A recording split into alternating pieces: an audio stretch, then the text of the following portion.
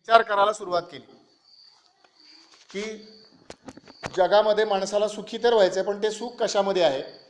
तर ते म्हणले की माणसाचं स्वरूप काय आहे त्याच्या पद्धतीनं सुखाचं स्वरूप बदलतं, असं विचार करायला सुरुवात केली. आणि कुणी कुणी म्हणाले की माणसाचं पोट भरलं म्हणजे आनंद, माणसाला जेव्हा खायला मिळालं म्हणजे आनंद, बाकी काही नसलं तरी चालेल, असा विचार जगामध्ये मांडला गेला. मग त्या विचारातनं पुढं पुढं लक्षात असं आलं की माणसाला पोट भरल्यानंतर पुढं काय, असा प्रश्न निर्माण झाला. मग असं म्हणल्यानंतर काही लोक म्हणायला लागले नुसतं पोट भरून उपयोग नाही, मनाला पण आनंद व्हायला पाहिजे. म्हणून माणूस म्हणजे कोण, तर माणसाला जे काम करायला लावतं ते मन म्हणजे माणूस, असं काही जण म्हणायला लागले. त्यामुळे मनाचा विचार मांडायला लागणारे असे असे काही जण होऊन गेले. त्यानंतर काही जणांना विचार असं करायला लागले की हे झालं प्राण्यांना पण शरीर आहे, त्यामुळे त्यांनाही त्यांचं जे काही जेवण आहे खाल्ल्यानंतर आनंद होतो, त्यांनाही कदाचित मन असेल. काही विशेषतः कुत्र्यांच्या बाबतीत आपल्याला लक्षात असं येतं की एकदम जिव्हाळा निर्माण होतो, जर पाळलेला असेल कुत्रा तर त्यालाही मनाचा आनंद असेल कदाचित. पण माणसाचं वैशिष्ट्य काय, प्राण्यांच्यापेक्षा माणसाला जास्त काय दिले, बुद्धी. निसर्गानं जास्त बुद्धी दिली, भगवंतानं जास्त बुद्धी दिली, त्यामुळे बुद्धीचा आनंद म्हणजे माणसाचा आनंद. पण असं करत असताना लक्षात आपण असं घ्यायला पाहिजे की असं वेगवेगळ्या पद्धतीनं विचार नाही करून चालणार. असं वेगवेगळ्या पद्धतीनं विचार करून नाही चालणार. याचं कारण काय, तर याचं कारण असं आहे, फार चांगली कविता आहे. आपले एक पंतप्रधान होऊन गेले अटल बिहारी वाजपेयी, ते कवी पण आहे, तर त्यांची फार एक छान कविता आहे. त्या कवितेमध्ये त्यांनी मनाचं वर्णन केलं आहे. त्यांनी असं म्हणलं, टूटे मन से कोई खड़ा नहीं होता, छोटे मन से कोई बड़ा नहीं होता. छोटा मन, माझं, मला, माझंच, असा जो विचार करतात तो छोटा मन. अशा माणसाला कोण मोठं म्हणतं का, नाही म्हणत. टूटे मन से कोई खडा नाही होता, की हल्लीच्या भाषेमध्ये आपल्याला समजा एखादी गोष्ट पाहिजे आणि ती मिळाली नाही तर मनाला दुःख होतं, आणि त्या लोकाला सांगितलं की काहीतरी करून दाखव, असं करू शकेल का, असं करू शकणार नाही. त्याच्यामुळं प्रत्येक गोष्टीचा विचार करताना असं तुकड्या तुकड्यात विचार करायचं कारण नाही. आता आपण अनेक ठिकाणी वेडे झालेले लोक बघतो, वेडे झालेले असतात, मग त्यांना भूक लागत नाही का, भूक लागते. त्यांना जेवायला आवडत नाही का, जेवायला आवडतं. पण काय बिघडलेलं असतं, मन बिघडलेलं असतं. बुद्धी पण त्यांची बऱ्यापैकी शाबूत असते, पण बिघडलं काय असतं, मन बिघडलेलं असतं. त्याच्यामुळे नुसतं शरीर शाबूत असून चालणार नाही, मन पण शाबूत पाहिजे. आणि या दोघांना कामाला लावणारी बुद्धी पण चांगली पाहिजे, जागेवरती पाहिजे. आणि असं सगळा मिळून माणसाचा एकत्र विचार करायचा, हे भारताचं वैशिष्ट्य. इतके दिवस जगामध्ये दोन पद्धतीनं विचार करणारे लोक होते. जगामध्ये जगाच्या पातळीवर बोलायचं झालं तर त्याला असं म्हणतात की एक पूर्वेकडचे लोक, पौरात्य विचारधारा, आणि एक पाश्चिमात्य विचारधारा. इतके दिवस अगदी अलीकडेपर्यंत म्हणजे एक 15-20 वर्षापर्यंत जगामध्ये असं मानलं जायचं, विशेषतः पश्चिमेकडं, की हे दोन वेगवेगळे भाग आहेत. माणसाचं मन आणि शरीर हे वेगळे भाग आहेत. या दोघांचा एकमेकांशी तसा फार संबंध नाही आहे. शरीराचं दुखणं हे शरीराचं आहे, मनाचं हे मनाचं आहे, मनाचा आणि शरीराचा काही संबंध नाही, शरीराचा मनाचा काही संबंध नाही, अशा पद्धतीनं विचार करणारे लोक होते. पण हळूहळू तिकडे पण बदल व्हायला लागला. एक याच्यातला बदल प्रत्यक्ष अभ्यासामध्ये पण व्हायला लागला. इतके दिवस लोक असं म्हणायला लागायचे की माझा फक्त विषय हा बायोलॉजी आहे, माझा फक्त हा विषय फिजिक्स आहे, माझा फक्त विषय केमिस्ट्री आहे, असं म्हणायचे. पण आता गेल्या काही वर्षामध्ये हा जो ॲप्रोच आहे तो ॲप्रोच बदलला, आणि त्या ॲप्रोचमध्ये आता नवीन त्याला नाव आलं इंटरडिसिप्लिनरी ॲप्रोच. इंटरडिसिप्लिनरी याचा अर्थ वेगवेगळ्या प्रकारचे विषय एकत्र शिकण्याचा ॲप्रोच. म्हणजे पूर्वी बायो इलेक्ट्रॉनिक्स असा शब्द काढणंच चुकीचं होतं, कारण बायोलॉजी वेगळी, इलेक्ट्रॉनिक्स वेगळं, बायोलॉजीचा आणि इलेक्ट्रॉनिक्सचा संबंध नाही. पण आता बायो इलेक्ट्रॉनिक्सचा अभ्यास केला जातो, बायो इलेक्ट्रॉनिक्सच्या क्षेत्रामध्ये अभ्यास केला जातात. आता हा सगळा विचार करण्याचं कारण काय, तर हा विचार सुरू झाला ते माणसाचे वेगवेगळे गोष्टी एकत्र केल्यानंतर.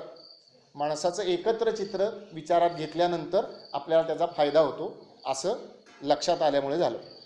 परंतु याच्यापूर्वी या सगळ्या गोष्टींमुळे जगामध्ये वेगवेगळ्या पद्धतीच्या लोकांनी विचार केला आणि जग कसं चालावं याच्या एक कल्पना त्यांनी केल्या. मगाशी मी अमेरिकेचं विचारलं, तर अमेरिकेचं वर्णन असं केलं जातं की हा भांडवलशाही देश आहे, म्हणजे it is a capitalist country. याचा अर्थ काय? याचा अर्थ सगळ्यात महत्त्व काय आहे, तर सगळ्यात महत्त्व पैशाला आहे. पैसा मिळणार असेल तर जगातलं कुठलंही आणि कोणतंही काम करायला ते तयार आहे. पैशाभोवती सगळं, म्हणजे रुपयाभोवती फिरते दुनिया असं एक जुनं हे गीत होतं. त्यामुळे ते पैशाचा विचार करतात. मग पैसा कसा मिळवायचा, त्याच्या सगळ्या युक्त्या त्यांच्याकडे आहेत. मग त्या सगळ्या पद्धतीनं पैसा मिळवायचा, त्याला म्हणायचं भांडवलशाही देश. दुसरीकडे मी चीनचं उदाहरण दिलं. चीनची विचारसरणी जर म्हणली, तशी अधिकृत विचारसरणी म्हणली, तर त्याला म्हणलं गेलं साम्यवाद किंवा कम्युनिझम असं म्हणलं गेलं. मग त्याच्यामध्ये काय विचार केला? त्याच्यामध्ये विचार केला की सगळ्यांना सगळं सारखं मिळालं पाहिजे. म्हणजे प्रत्येकजण जेवायला बसला की त्याला 2च पोळ्या मिळाल्या पाहिजे. मला किती भूक लागलेली असली, मी 4 पोळ्या खाऊ शकत असलो तरी मला 4 पोळ्या द्यायच्या नाही. सगळे समान आहेत, त्यामुळे कुणालाही जास्त नाही, कुणालाही कमी नाही, अशा पद्धतीने विचार करायला लागले. आणि मग जगामध्ये असं विचार करणाऱ्या लोकांनी वेगवेगळे प्रयोग केले आणि त्याचे काही परिणाम जगासमोर आले. आता तुमच्या सगळ्यांना हल्ली एक प्रोजेक्ट करावा लागतो कंपल्सरी. त्या विषयाचं नाव आहे एन्व्हायरमेंटल सायन्स. EVSचा प्रोजेक्ट सगळ्यांनाच करावा लागतो, त्याच्यातनं कुणाची सुटका नाही. आता जगामध्ये या सगळ्या विचारसरणीमुळे वेगवेगळे प्रश्न निर्माण झाले. कुठले कुठले प्रश्न निर्माण झाले? आता EVSचा प्रोजेक्ट म्हणला की आपल्या डोळ्यासमोर प्रश्नांची यादी येते. कुठल्या कुठल्या प्रश्नांची यादी येते? जगामध्ये बोललं गेलं की there is a problem of global warming, की जगाचं तापमान दिवसेंदिवस वाढत चाललं आहे. आता हे वाढत का चाललं आहे? तर त्याचं कारण असं आहे की सगळं जग हे फक्त माणसाच्या मालकीचं आहे, माणसाच्या सुखासाठी आहे, असा जो विचार आहे तो केल्यामुळे हा प्रश्न निर्माण झाला. जे उरलेले सजीव आहेत, उरलेला जो निसर्ग आहे, त्याचा काही विचारच याच्यामध्ये केला नाही. मग त्या पद्धतीने माणसाच्या सुखासाठी रेफ्रिजरेटर बनवा, माणसाच्या सुखासाठी AC लावा, माणसाच्या सुखासाठी हीटिंग एलिमेंट बनवा, मग त्याच्यामधनं तो सगळे वेगवेगळे वायू बाहेर पडतात आणि त्याच्यामुळे प्रदूषण होतं. हे सगळं माणसाच्या सुखामुळे निर्माण झालं. दुसरं काय झालं? अमेरिकेसारख्या देशांनी अनेक देशांच्या वरती युद्ध लादली. कशासाठी लादली? तर अमेरिकेचं ऐकलं नाही म्हणून. आणि त्याच्यामधनं जगामध्ये एक प्रश्न निर्माण झाला की अमेरिकेकडे जगामधली सगळ्यात जास्त संपत्ती अमेरिकेकडे आहे. आणि अमेरिकेच्या आजूबाजूला जे असणारे छोटे छोटे देश आहेत, विशेषतः दक्षिण अमेरिकेतले किंवा पलीकडे आपण थोडं अलीकडे सरकलो तर आफ्रिका खंडातले देश, या देशांकडची संपत्ती बऱ्यापैकी मोठ्या प्रमाणात अमेरिकेकडे गेली. त्यामुळे हा एक प्रश्न निर्माण झाला आणि या प्रश्नातनंच जगाच्या समोर सगळ्या समस्या निर्माण झाल्या. म्हणून मग आपल्या भारत मातेचे एक थोर सुपुत्र असणारे पंडित दीनदयाळ उपाध्याय यांनी आजपासून जवळपास 50 वर्षापूर्वी एक काही विचाराची मांडणी केली.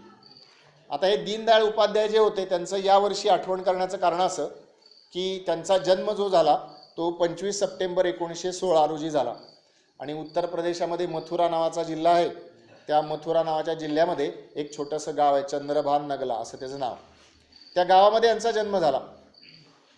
आणि दुर्दैवानं त्यांच्या असं झालं की अगदी लहानपणी त्यांच्या वयाच्या 5व्या-6व्या वर्षी त्यांची आई पहिल्यांदा वारली आणि पहिल्यांदा वडील वारले आणि नंतर आईचं निधन झालं.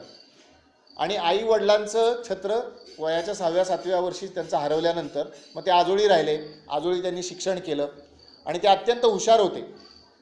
त्या काळचं जे उच्च शिक्षण समजलं जायचं पारतंत्र्याचं, ते सगळं त्यांनी शिक्षण घेतलं. आणि मनामधली जी प्रवृत्ती होती ती कायम समाजाला मदत करण्याची होती.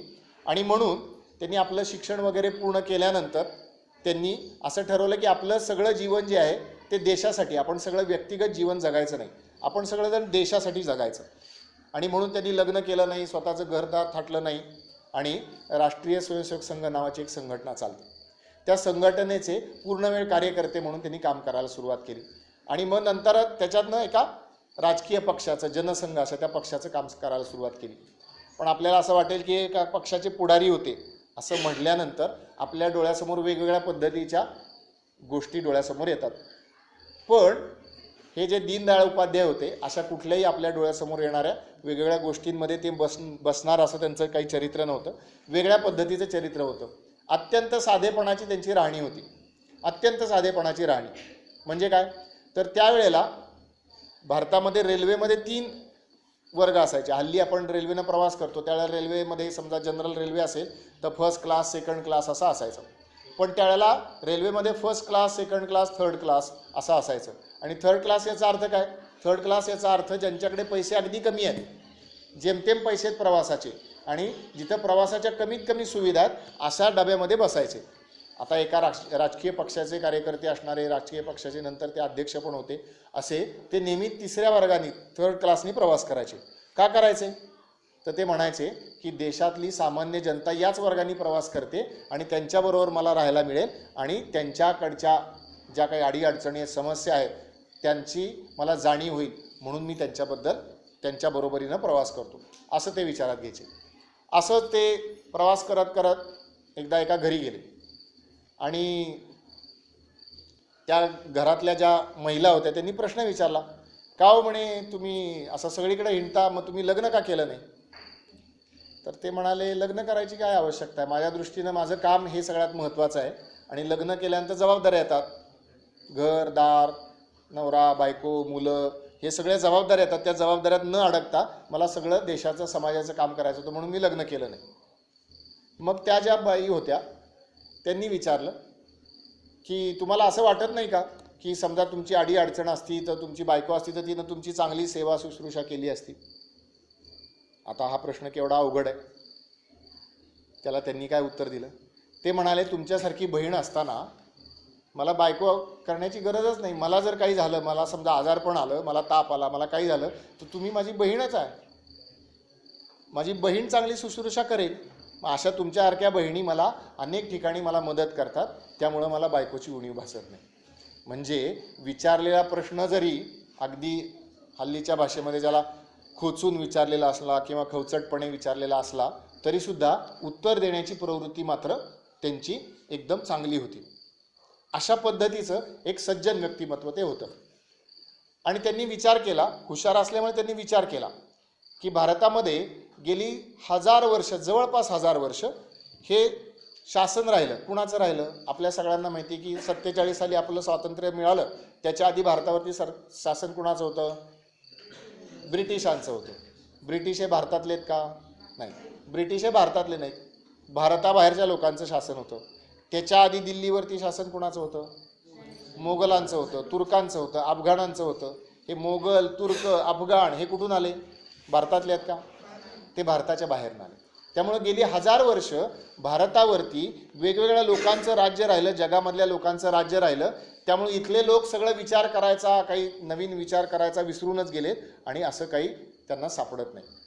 आणि म्हणून 1965 साली त्यांनी मुंबईला सलग 4 भाषणं केली आणि त्याच्यामध्ये त्यांनी आपलं एक तत्त्वज्ञान त्यांनी जगासमोर मांडलं आणि त्याला त्यांनी असं नाव दिलं की एकात्म मानव दर्शन, असं त्याला त्यांनी नाव दिलं. आता एकात्म याचा अर्थ काय होतो, तर एकात्म याचा अर्थ इंटिग्रेटेड, सगळं मिळून एकदम विचार करायचा. म्हणजे आपल्याला, तुमच्यासमोर मी उभा आहे, तुमच्यासमोर माझं काय आहे, माझं शरीर आहे. पण केवळ शरीर म्हणजे मी आहे का, तर केवळ शरीर म्हणजे मी नाही.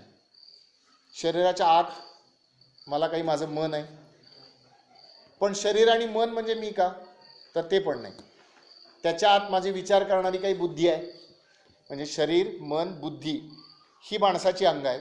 आणि आपलं जुनं तत्त्वज्ञान जर बघायला गेलं तर त्याच्यामध्ये आत्म्याची पण चर्चा पुष्कळ आढळते. आणि आत्मा असं 4ही गोष्टींचा एकत्र विचार करायचा. माणसाचा असा तुकड्या तुकड्यात विचार केल्यामुळे की माणूस फक्त शरीर आहे, माणसाला फक्त शरीराचं सुख पाहिजे, माणसाला फक्त मनाचं सुख पाहिजे, माणसाला फक्त बुद्धीचं सुख पाहिजे, माणसाला फक्त आत्म्याचं सुख पाहिजे, असं तुकड्या तुकड्यात विचार केल्यामुळे प्रश्न फार निर्माण झाले. आणि त्यामुळे माणसाचा एकत्र विचार करायचा, म्हणून त्यांनी या चिंतनाला नाव दिलं की एकात्म मानव दर्शन, सगळ्याचं मिळून एकत्र विचार करायचा. शरीराचं सुख आपल्याला कळतं, मनाचं पण सुख कळतं, बुद्धीचं पण कळतं. आता आत्म्याच्या सुखाचं मी उदाहरण तुम्हाला एक सांगतो. कालच पुण्याच्या वर्तमानपत्रामध्ये तुम्ही वाचलं नसेल, पण एक बातमी प्रसिद्ध झाली. बातमी काय प्रसिद्ध झाली, तर त्या बातमीमध्ये असं लिहिलं होतं की एक रिक्षावाले काका आहेत, तर त्या रिक्षावाल्या काकांच्या रिक्षामध्ये एक बॅग राहिली, एक पर्स राहिली एका बाईंची, आणि त्या पर्समध्ये जवळपास त्यांचे सगळे दागिने घरातले त्या पर्समध्ये होते. काहीतरी लग्न समारंभाला चालले असतील आणि सगळे दागिने त्या पर्समध्ये होते, आणि त्या गडबडीत घाई गडबडीत ती पर्स विसरली. आता माणसाला जर पैशाचं सुख पाहिजे तर ते दागिने त्यांच्या रिक्षात विसरले याचा काही पुरावा नव्हता, कुठेही पडलेले असू शकतात. परंतु जेव्हा त्यांच्या लक्षात असं आलं की आपल्या रिक्षामध्ये अशी पर्स राहिली आणि त्या पर्समध्ये एवढे दागिने, सगळे काही पैसे पण असतील, असं सगळं आहे, असं वाटल्यानंतर जर माणूस स्वार्थी असता तर त्यांनी काय विचार केला असता? कुठं आपल्या रिक्षाचा नंबर कोण लिहून घेतं का? रिक्षात बसताना कुणीच घेत नाही.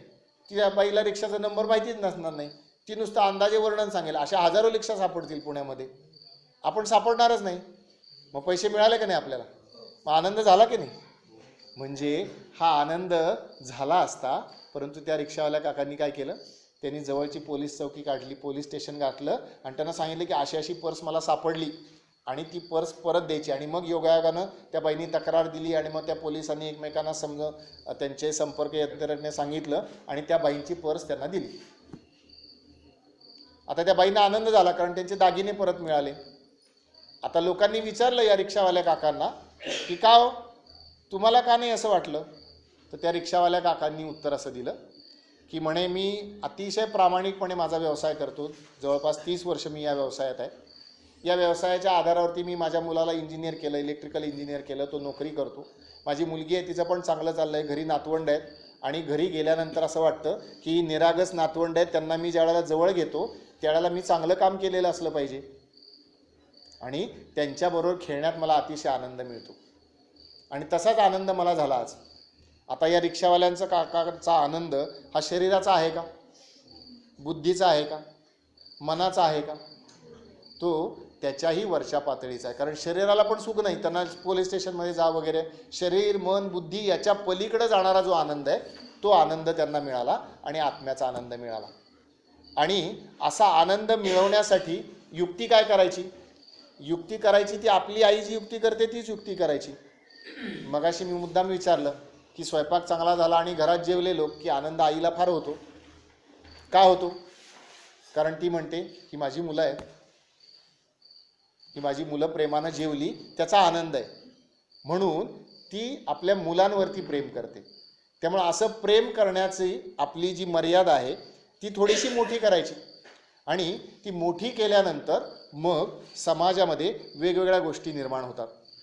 वेगवेगळ्या गोष्टी कशा निर्माण होतात? मग आपण राहतो ते आपलं एक कुटुंब निर्माण होतं. अशी सगळी कुटुंब एकत्र येऊन काय निर्माण होते, किंवा काय निर्माण होतं, काय तयार होतो? समाज तयार होतो. आणि असे वेगवेगळ्या ठिकाणचे समाज एकत्र होऊन काय तयार होतो? गाव तयार होतं. बरं, गाव सगळे अशी अनेक गावं एकत्र येऊन काय तयार होतं? शहर तयार होतं. गावं शहरं असं सगळं एकत्र करून काय तयार होतं? जिल्हा. तो टप्प्याटप्प्याने हा जिल्ह्यापर्यंत आला, जिल्हा, मग राज्य, मग काय होतं? देश होतो. आणि असे सगळे देश एकत्र केले की काय होतं? जग तयार होतं. आणि हे काही नवीन नाही आपल्याला. आपण इथे बसलो, इथे ज्ञानेश्वरीचा सप्ताह होत असेल, त्या ज्ञानेश्वरीमध्ये ज्ञानेश्वरांनी एक छान ओवी लिहिली आहे. सगळंच ज्ञानेश्वरी सुंदर आहे, पण या विषयाच्या संदर्भात मला ती आठवते. ती ओवी ज्ञानेश्वरांनी अशी लिहिली की हे विश्वची माझे घर. माझं घर म्हणजे 4 खोल्याचं, 10 खोल्याचं, 8 खोल्याचं, 20 खोल्याचं नाही. हे विश्वची माझे घर. ऐसी मती जयाची स्थिर. मती म्हणजे बुद्धी, स्थिर. ऐसी मती जयाची स्थिर. किंबहुना चराचर. चराचर याचा अर्थ सर्व सृष्टी. आपणची झाला म्हणजे ही सगळी सृष्टी म्हणजे मीच. असं विचार केला तर आनंद पुष्कळ मिळतो. आता आपल्याकडे असं वाटायला लागतं की असं सांगितल्यानंतर हे काहीतरी फार अवघड आहे आणि असं वाटायला लागतं. परंतु आपण लक्षात असं घेतो की अनेक लोक काम करतात. आईचं उदाहरण मी दिलं, अजून वेगळं पुढचं मी उदाहरण देतो. आपल्या सीमेवरती अनेक जवान आहेत, ते लढतात, लढाईमध्ये जीव पण द्यावा लागतो. ते जीव देतात. ते जीव का देतात? त्यांच्या घरावरती काही संकट आलेलं असतं का? नाही. त्यांच्या घरातलं कोणी अडचणीचं असतं, तिथं अडकलंय म्हणून त्याला सोडवायला गेले, असं काही झालेलं असतं का? नाही. पण तरी ते जीव देतात आणि अशा लोकांना आनंद वाटतो. साताऱ्याजवळ आपशिंगे नावाचं एक गाव आहे. त्या आपशिंगे नावाच्या गावाच्या पुढे असं लिहिलेलं आहे, आपशिंगे मिलिटरी असं लिहिलं आहे. याचा अर्थ काय? तर त्या आपशिंगे गावातल्या प्रत्येक घरातला किमान एक तरी माणूस हा सैन्यात आहेच. कुठल्याही गावातलं कुठल्याही घरी जा तुम्ही. साताऱ्यापासून जवळपास 15-16 किलोमीटरवरती गाव आहे. मी गेलो त्या गावामध्ये. आता हे सगळे जवान जे जातात देशासाठी लढतात, कारण ते काय म्हणतात, हे देश म्हणजे माझं घर आहे आणि या घरावरती काही अडचण आली तर ते संकट दूर करण्यासाठी मी प्रयत्न केले पाहिजेत आणि मग त्याच्यात त्यांना आनंद वाटतो. त्यामुळं असं आपण ज्या वेळेला जास्त लोकांचा विचार करू त्यावेळेला त्याचा जास्त आनंद होतो आणि त्याच्यातून मग वेगवेगळ्या पद्धतीच्या कल्पना निर्माण झाल्या. मग त्याच्यामध्ये पहिल्यांदा माणूस येतो, माणसाचे समाज होतात. समाज हा सगळ्या जगामध्ये म्हणून जग तयार होतं आणि हे जग चालवणारी सुद्धा एक शक्ती आहे. त्या शक्तीला आपण सगळेजण परमेश्वर, भगवान, ईश्वर असं वेगवेगळ्या नावाने ओळखतो. तर ती पण एक शक्ती आहे. असं वेगवेगळ्या गोष्टी तयार होतात आणि त्या पद्धतीने विचार केला की मग आपलं आयुष्य चांगलं होण्याची शक्यता असते. आणि म्हणून असे वेगवेगळे आनंद आपल्याला मिळवायचे असतील तर या सगळ्यांचा एकत्रित विचार केला पाहिजे. आणि त्यामुळे सगळ्यात पहिल्यांदा गोष्ट केली पाहिजे की केवळ मी माझं याच्यात न अडकून राहता याच्यापेक्षा थोडासा पुढं जाऊन विचार केला पाहिजे. मग हा पुढं जाऊन विचार करताना मग माणसांचा देश निर्माण होतो. आता माणसाला जसं आपण असं म्हणतो की माणसाला शरीर, मन, बुद्धी आहे, तसं देशाला सुद्धा एका अर्थानं शरीर, मन, बुद्धी असं म्हणलं पाहिजे. देशाचं शरीर म्हणजे काय? तर आपण भारताचा नकाशा बघतो. त्यामुळे आजच्या भारताचं शरीर म्हटलं तर आजचा जो भारताचा नकाशा या भौगोलिक भूभाग म्हणजे भारताचं शरीर असं म्हणलं पाहिजे. भारताचं मन म्हणजे काय?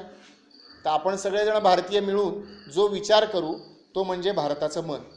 म्हणजे उदाहरणार्थ पाकिस्तानवरती आपण सर्जिकल स्ट्राईक केले, पाकिस्तान व्याप्त काश्मीरमध्ये, आनंद सगळ्यांना झाला की नाही हो? सगळ्यांना झाला. म्हणजे आपल्या सगळ्यांच्या मनाला आनंद झाला. मग सगळ्यांचा विचार म्हणजे भारताचं मन. मग भारताची बुद्धी म्हणजे काय? भारताची बुद्धी म्हणजे भारतामध्ये कारभार चालवण्यासाठी केलेल्या सगळ्या व्यवस्था. मग भारताची घटना आदरणीय डॉक्टर बाबासाहेब आंबेडकरांनी लिहिली. त्या घटनेच्या आधारावरती देश चालतो. वेगवेगळ्या पद्धतीनं संस्था उभ्या राहतात. त्या संस्था, शैक्षणिक संस्था असतील, सामाजिक संस्था असतील, हे सगळं भारताची बुद्धी. आणि याच्या पलीकडे भारताचं एक वेगळं अस्तित्व आहे आणि हे वेगळं अस्तित्व आपल्याकडे अनेक लोकांनी अनेक वेळेला सांगितलं. 3 वर्षापूर्वी एका थोर भारतीय महापुरुषाची 150वी जयंती झाली आणि त्यांचं नाव स्वामी विवेकानंद. स्वामी विवेकानंदांनी अनेक ठिकाणी भाषणं केली. त्यांनी भारतात जी भाषणं केली त्यामध्ये एक वाक्य स्वामी विवेकानंदांचं आठवलं मला. अनेक त्याच्यातली चांगली चांगली वाक्य. त्यांनी वाक्य असं लिहिलं की संपूर्ण जगावरती जय मिळवणे हेच आपलं ध्येय असलं पाहिजे. आता जय मिळवायचा, संपूर्ण जगावरती जय मिळवायचा असं स्वामी विवेकानंद म्हणतात. आज अमेरिकेनं जगावरती जय मिळवला असं म्हणता येईल का नाही आपल्याला? म्हणता येईल. परंतु हा अमेरिकेनं जय कशाच्या आधारावरती मिळवलाय? कशाच्या आधारावरती? पैशाच्या आधारावरती, लष्कराच्या आधारावरती, सैन्याच्या आधारावरती मिळवलाय. स्वामी विवेकानंद असं म्हणतात की आपल्याला संपूर्ण जगावरती विजय मिळवायचा आहे, परंतु तो विजय आपल्या आध्यात्मिकतेच्या आधारावरती मिळवायचा आहे. म्हणजे हे जे भारताचं तत्त्वज्ञान आहे, जसं ज्ञानेश्वरांनी सांगितलं की सगळं जग म्हणजे आमचं घर आहे, हे तत्त्वज्ञान, भावाभावाचं, बंधुतेचं तत्त्वज्ञान जे आहे, त्या तत्त्वज्ञानाच्या आधारावरती आम्हाला जे मिळवायचा आणि याला भारताचा आत्मा असं म्हणता येईल. याला म्हणता येईल भारताचं चैतन्य किंवा भारताची चिती, असा त्यातला शब्द वापरायचा झाला तर चिती. आता राष्ट्र किंवा देश म्हणजे त्याच्यात राहणारी नुसती माणसं नव्हे, ते ज्या पद्धतीनं विचार करतात ती विचारसरणी अजून टिकून आहे की नाही, ती विचाराची पद्धत टिकून आहे की नाही, याच्यावरती ते राष्ट्र किंवा तो देश जिवंत आहे की नाही हे ठरवता येईल. सारे जहां से अच्छा हिंदोसता हमारा असं तुम्ही गीत ऐकलं असेल. तर ते गीत लिहिणारे जे कवी आहेत मोहम्मद इक्बाल, तर त्यांनी अजून एक गीत लिहिलं आणि त्या गीतामध्ये त्यांनी असं म्हणलं, यूनान मिस्र रोमा सब मिट गए जहां से, कुछ बात है कि हस्ती मिटती नहीं हमारी.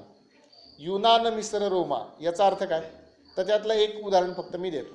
मिस्र हे इजिप्त या देशाला पूर्वीचं नाव मिस्र असं आहे. आज इजिप्त देश जगाच्या पाठीवरती आहे की नाही? आहे. तिथं माणसं राहतात की नाही? राहतात. पण तरीसुद्धा मोहम्मद इक्बाल असं म्हणतात की हा तो इजिप्त नाही, हे ते मिस्र राष्ट्र नव्हे. का असं म्हणतात?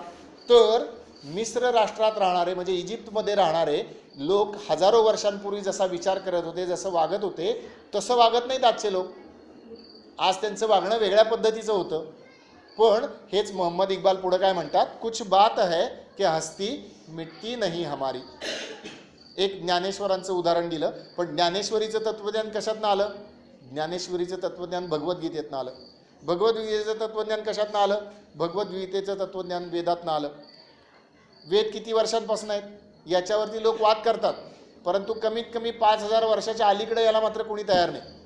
म्हणजे किमान 5000 वर्ष तरी या देशामधलं तत्त्वज्ञान जसंच्या तसं आहे असं सांगणारे लोक आहेत.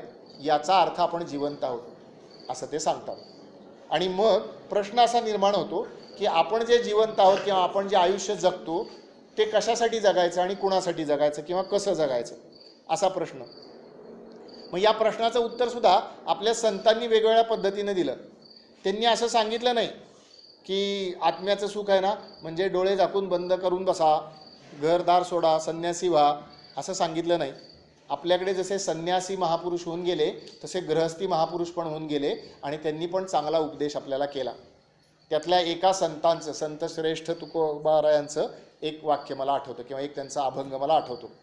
तुकोबारायांनी असं म्हणलं की जोडोनिया धन, जोडोनिया धन म्हणजे काय मिळवा? पैसा मिळवा. कोण सांगतंय?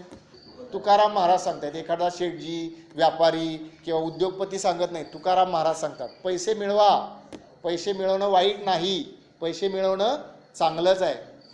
पण तुकाराम महाराज काय सांगतात? पैसे मिळवा म्हणजे काय? चोरी करून मिळवा, दरोडे घालून मिळवा, कोणाला फसवून मिळवा असं नाही सांगत. तुकाराम महाराज म्हणतात जोडोनिया धन उत्तम व्यवहारे.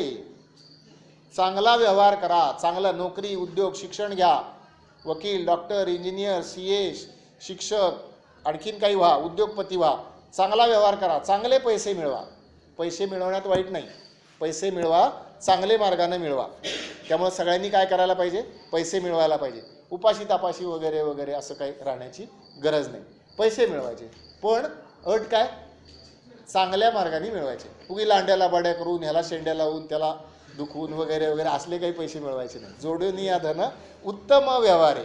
आता इथपर्यंत जगात सगळीकडे मान्य आहे बरं का, जगामध्ये सगळीकडे मान्य. अमेरिकेला पण मान्य आहे की जोडून या धन, पैसे जोडा. चीनला पण मान्य आहे, म्हणून चीनी कंपन्या भारतात गुंतवणूक करतात, जगामध्ये सगळीकडे पैसे पाठवतात. पण भारताचं वैशिष्ट्य जे आहे ते पुढच्या भागामध्ये आहे. पुढच्या भागामध्ये तुकाराम महाराज काय म्हणतात? उदास विचारे वेच करी. याचा अर्थ काय? उदास विचारे वेच करी याचा अर्थ माझा पैसा केवळ माझ्या कुटुंबाचा, घरवाल्यांचा एवढाच आहे असा विचार न करता तो सगळ्या समाजाचा आहे असा विचार करा आणि असा समाजाचा विचारानं तुम्ही तो खर्च करा असं सांगतात. आणि असे लोक भेटतात की नाही? असं भेटतात. तुकाराम महाराजांनी हा अभंग लिहून किती वर्ष झाली असतील? 350 पावणे 400 वर्षांपूर्वी तुकाराम महाराजांनी लिहिलं. पण आजही समाजामध्ये असे अनेक लोक भेटतात की जे अशा पद्धतीनं काम करतात. मी काल परवा 3 दिवसापूर्वी बातमी वाचली. बातमी औरंगाबादची. एका मोठ्या उद्योगपतीच्या घरी लग्न होतं. आता लग्न म्हणजे काय करायचं असतं? लग्न म्हणजे सगळ्यांना छान भारीपैकी जेवण द्यायचं असतं, मोठी मिरवणूक, DJ वगैरे वगैरे, मग ते सगळं अशा पद्धतीनं.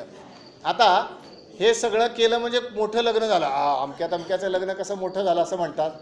तर या उद्योगपतीनं काय केलं? या उद्योगपतीनं त्या जिल्ह्यामधलं एका गावामध्ये 50 कुटुंबांची घरं बांधून दिली. जवळपास 1 कोटी रुपये त्यांना खर्च केले आणि 50 लोकांना त्यांनी घरं बांधून दिली. ज्यांची स्वतःचं पक्कं घर नव्हतं अशा 50 लोकांना त्यांनी घर बांधून दिलं. आता मला तुम्ही असं सांगा की जे तुकाराम महाराजांनी म्हणलं उदास विचारे वेच करी, हे त्या माणसाने केलं का नाही केलं? केलं. म्हणजे याचा अर्थ जे आमच्या वाडवडिलांनी, आमच्या इथल्या मोठ्या माणसांनी सांगितलं त्या पद्धतीनं आम्ही अजूनही वागतो, अजूनही जगतो. त्यामुळं अशा पद्धतीनं मिळवलं पाहिजे. दुसरी एक गोष्ट याच्यामध्ये काय होतं? याच्यामध्ये एक घोषणा अशी दिली जाते विशेषतः साम्यवादामध्ये की कमाने वाला खाएगा, याचा अर्थ काय की जो कष्ट करतो त्याला खाण्याचा अधिकार आहे, जो कष्ट करत नाही त्याला खाण्याचा अधिकार नाही. माझ्या घरी समजा माझे आजी आजोबा असतील तर त्यांची कष्ट करण्याची शक्यता आहे का? नाही. माझा मुलगा लहान आहे, तो काय कष्ट करेल काय? नाही. म्हणजे त्यांनी खायचं का नाही? खायचं. तर हे भारताचं फार मोठं वैशिष्ट्य आहे. आपल्या डेक्कनलाच अजून एक कॉलेज आहे, त्या कॉलेजचं नाव BMCC कॉलेज. तर त्या BMCC कॉलेजमध्ये काही वर्षांपूर्वी परदेशातले काही विद्यार्थी आले, 15-20 विद्यार्थी परदेशातले आले. आणि मग त्यांनी काय केलं, या 15-20 विद्यार्थ्यांची राहण्याची व्यवस्था अशी 15-20 घरांमध्ये केली. आणि मग ते 8-10 दिवस तिथं राहिले आणि जाण्यापूर्वी मग त्या सगळ्यांना एकत्र बोलावलं. मग तुम्हाला कसं काय वाटलं इथलं, अशा पद्धतीचा शेवटचा एक कार्यक्रम झाला. आणि त्या कार्यक्रमामध्ये त्या सगळ्या विद्यार्थ्यांनी, या परदेशातल्या विद्यार्थ्यांनी काय सांगितलं माहिती आहे का? त्या विद्यार्थ्यांनी असं सांगितलं की आम्हाला भारतामध्ये एक फार वेगळीच गोष्ट बघायला मिळाली. म्हणजे आम्ही ज्या घरामध्ये राहत होतो तिथं म्हातारी आजी आजोबा होते, ते काही काम बिम करत नव्हते, सरकार पण त्यांना पैसा देत नव्हतं, त्यांचा मुलगाच त्यांना जेवायला घालत होता, त्यांची काळजी घेत होता. एक कोणीतरी घरामध्ये कोणी विधवा आत्या होती, तिला ते बाळगत होते. आता ह्याच्यातनं त्यांनी भारताचं एक फार महत्त्वाचं वैशिष्ट्य सांगितलं. भारताचं सगळ्यात महत्त्वाचं वैशिष्ट्य याबद्दलचं काय आहे, तर भारताचं सगळ्यात महत्त्वाचं वैशिष्ट्य कुटुंब व्यवस्था हे भारताचं वैशिष्ट्य आहे. की कुटुंबामध्ये आपण विचार काय करतो, घरामध्ये नोकरी व्यवसाय करणारे 1 जण 2 जण 3 जण असतील, परंतु व्यवसाय न करणारे, नोकरी न करणारे, त्यांची काळजी हे घेतातच ना, घेतातच. बाहेरच्या देशामध्ये याच्यासाठी सरकारला पैसा खर्च करावा लागतो. तुम्ही 18 वर्षाचे झालात आणि तुम्हाला जर नोकरी उद्योग नसेल तर सरकार असं मानतं की 18 वर्षाच्या माणसाला आपण पैसे दिले पाहिजेत.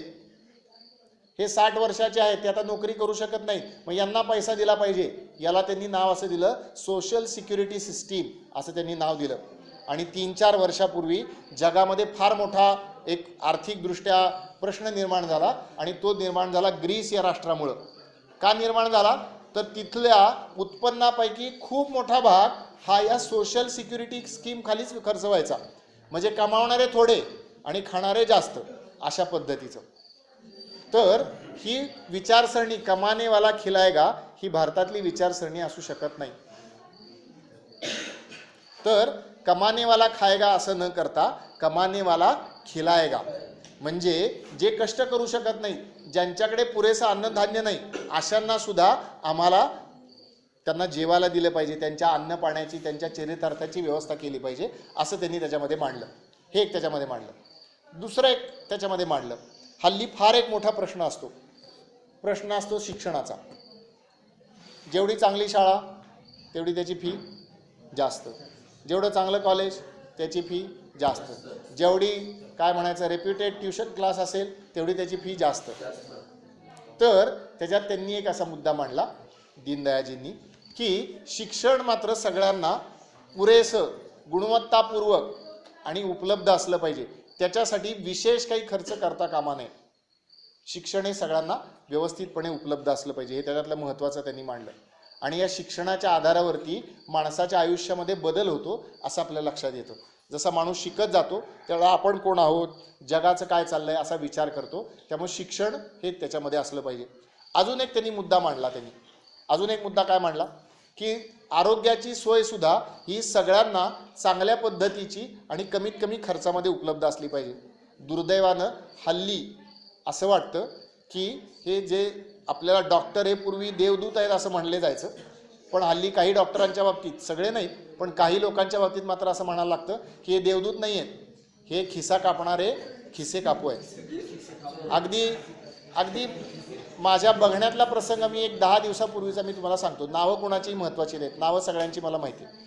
एक तुमच्या वयाचा मुलगा 12वीला आहे, त्याचा ॲक्सिडेंट झाला. काहीतरी ओव्हरटेक करताना समोरच्या गाडीला त्याने ठोकलं, त्याला ॲक्सिडेंट झाला म्हणून नेलं हॉस्पिटलमध्ये नेल्यानंतर त्याने सांगितलं की आता त्याचा तो मणका सरकला आहे आणि तिथं ऑपरेशन वगैरे करावं लागेल. मग म्हणले याला खर्च येईल. किती खर्च येईल म्हणले 2.5 लाख रुपये खर्च येईल. आता हे 2.5 लाख म्हणल्यानंतर हे होते पैसे त्यांचे, पण त्यांना असं वाटलं की जर आपण चौकशी करूयात. आणि हल्ली एक शब्द येतो सेकंड ओपिनियन, म्हणून त्यांनी अजून एका डॉक्टरांना विचारलं, मग दुसऱ्या एका डॉक्टरांना विचारलं. तर दुसऱ्या एका डॉक्टरना विचारल्यानंतर म्हणले की ते म्हणतात ते बरोबर आहे, पण एवढी महागडी ट्रीटमेंट करायची आवश्यकता नाही आहे, तुमचा खर्च 1,10,000 रुपयात सुद्धा होऊ शकतो, ऑपरेशन तुमचा मुलगा बरा होऊ शकतो.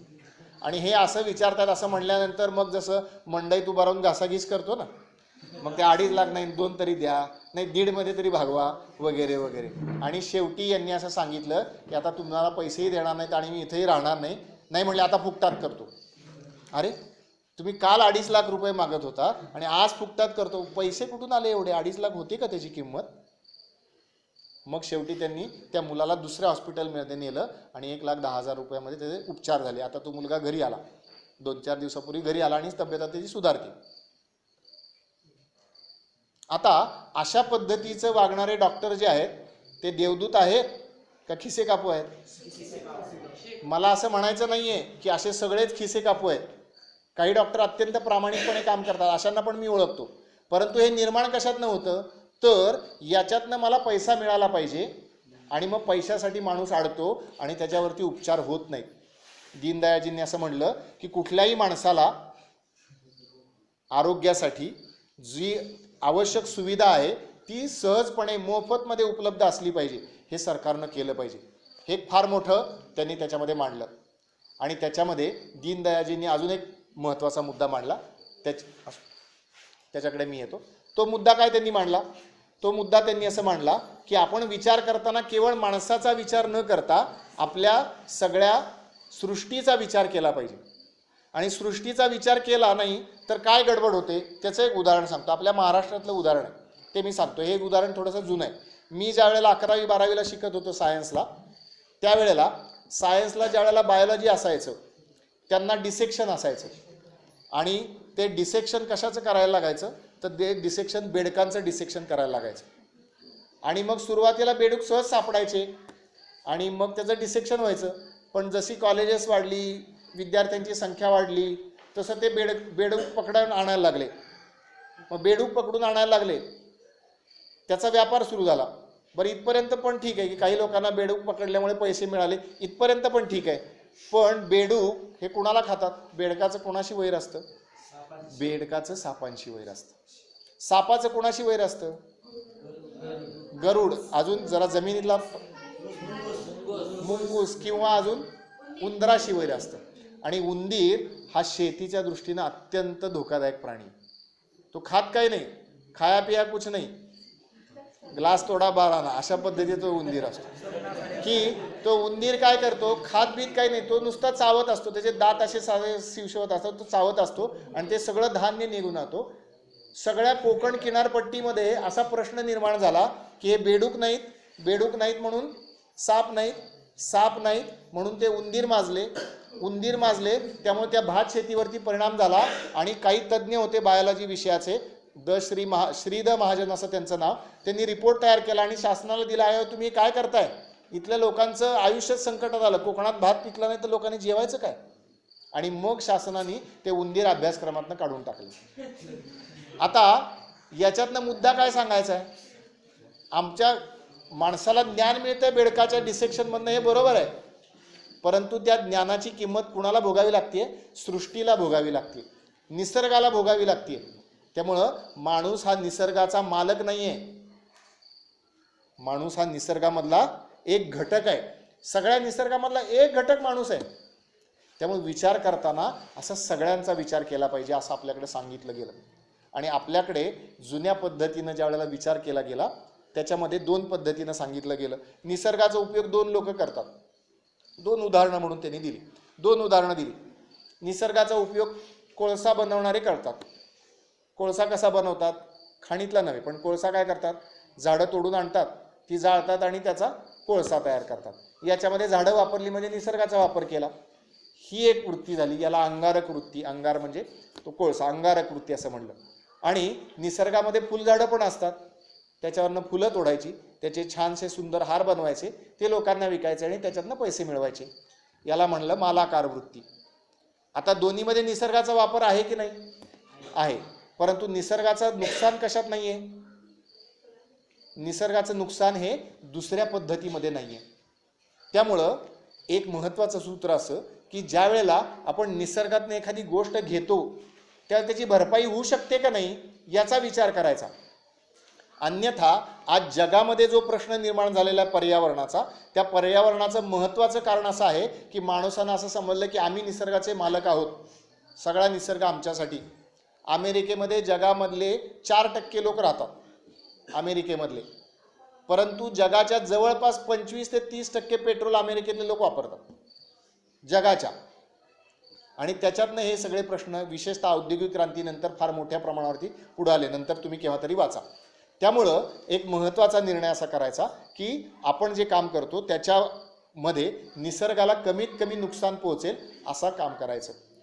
आणि सगळ्यात महत्त्वाचं म्हणजे की भारतानं स्वतःच्या पायावरती उभं का राहायचं, तर भारतानं स्वतःच्या पायावरती उभं अशासाठी राहायचं ते म्हणजे जगामधले काही विचारी लोक आज विचार करतात की भांडवलशाहीमुळे समाजापुढे एवढे प्रश्न निर्माण झाले, साम्यवादामुळे एवढे प्रश्न निर्माण झाले, हुकुमशाहीमुळे एवढे निर्माण झाले, तर हे सगळे प्रश्न जर दूर करायचे असतील तर ते भारताच्या तत्वज्ञानाच्या आधारावरती करता येऊ शकतात असं अनेक लोकांना, विचारी लोकांना वाटतं.